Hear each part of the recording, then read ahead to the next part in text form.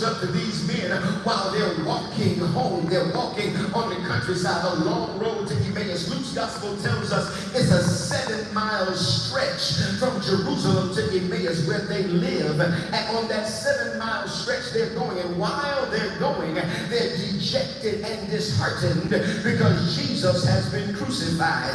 And they don't know. Now listen, when you Luke's gospel, I need you to read it. That's why we put it on the screen. Luke chapter 24, verses 13 through 35. When you read it, you'll find out that these brothers had the privilege of having Jesus show up to them.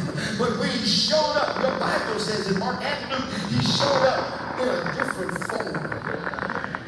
Don't miss that. It intrigued me. I had to investigate that a little while. I asked the Lord to tell me what that meant. That Jesus showed up in a different form. That they didn't immediately recognize him because he showed up in a different form. And it helped me to see that Jesus does not always show up to all of us in the same way.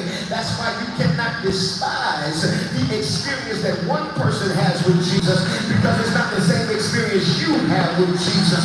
Just because she doesn't act like you do and you don't act like he does not mean it is not a legitimate experience with that man named Jesus. Is there anybody in here who says that the way I worship Jesus is not the same way my grandmama worshiped Jesus?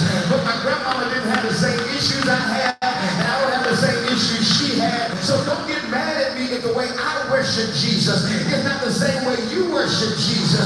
He showed up to me in a different form.